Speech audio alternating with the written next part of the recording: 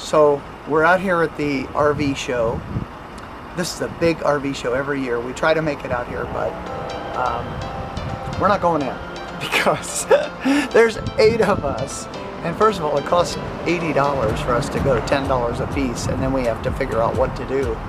But is an RV in our future? Maybe. There's a lot of reasons why an RV makes sense for our family. We typically can't stay in regular hotels. There's too many of us, and we can't get adjoining rooms that have the right mix and match of things. So we do like driving. Our big van is comfortable. We like to drive that, but staying at a hotel is typically not an option. I've been really thinking about something like this. This is a Class C, and we don't need to live in it. We don't want to live in it. We just need to have a place where we can kind of have stuff loaded up already and get up in the morning and say, hey, we're going to go off for a day or 2 or 3, and then just drive. When we've stayed at hotels, because of our sleeping arrangements, usually Jessie doesn't sleep at night, so a lot of times she'll be up all night anyway. She's got her sleep disorder, and so she'll bang on the wall.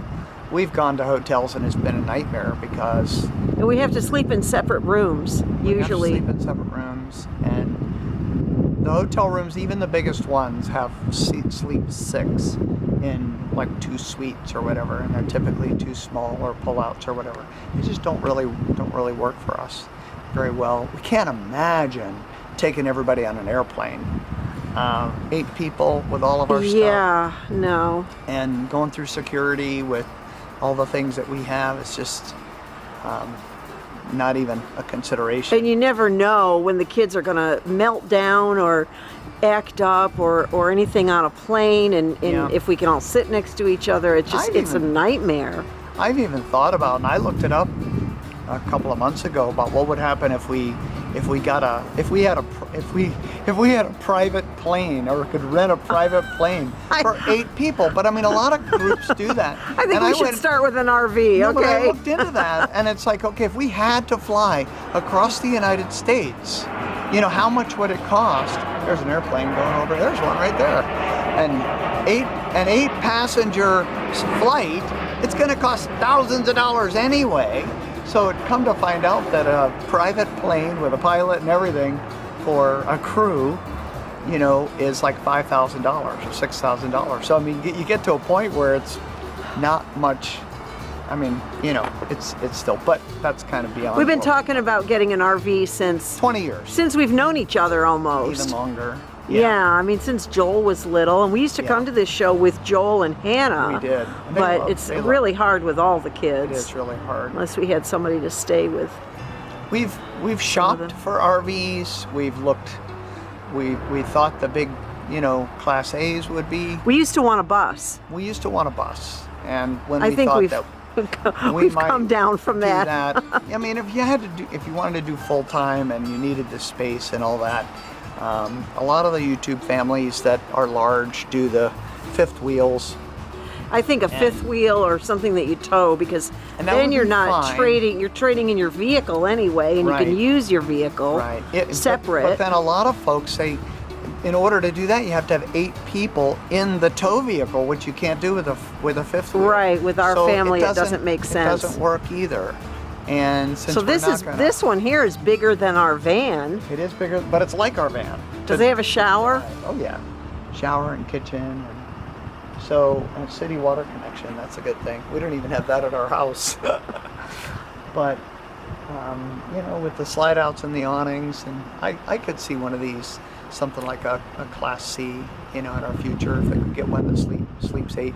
You wouldn't need a washer and dryer and stuff like that in it, because you wouldn't be full time, doing it. But for traveling, I think it's something that we'd really like. Maybe not in the near future, but hopefully in the future. At our age, all the future is going to have to be pretty near, I think. So, kind of correct. So, but anyway, here we are at the RV show. We're outside, another drive-by vacation for the SixBlindKids, and we're going to go out and enjoy our day today and go out into the country. Since we can't go to the RV show. Since we're not going to go to the RV show. I don't think the kids would enjoy it too much. You know, we can go to a dealership lot. They have tons more which choices. Is calmer and spend some time and, you know, do it when we have time and can give them, because they're really trying to sell RVs. And when we're in the market, we're not in the market right now. So if we're going to do looky-loo stuff, you know, we want to be a little bit more serious and take someone's time up when we have time to invest and they have time to invest in us. So, all right, all sounds good. Are you having fun back there, Jesse?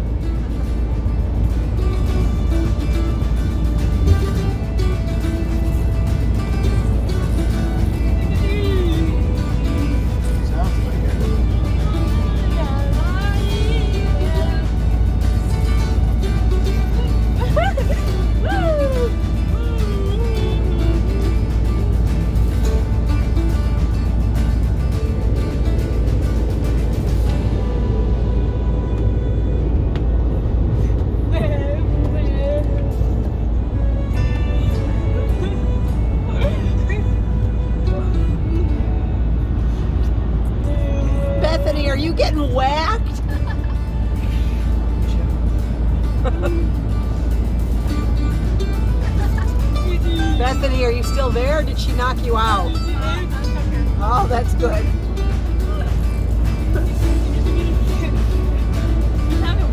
She is actually.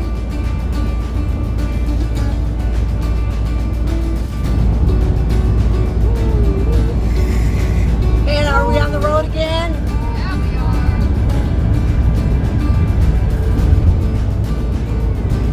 Boy, it's been a long time since we've been on the road. Boy, it's beautiful today. It's 70 degrees out, middle of January. That's crazy. After the snowstorm that we just had. I had to take my sunglasses out of storage because I haven't used them in so long. And it's pretty and clear out today. So that's good. Nice day for a Sunday drive. So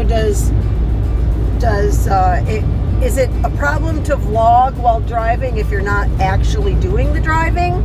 No, that's not a problem because I'm paying attention to the road as I'm driving. If you're managing the camera, I'm not looking at the camera.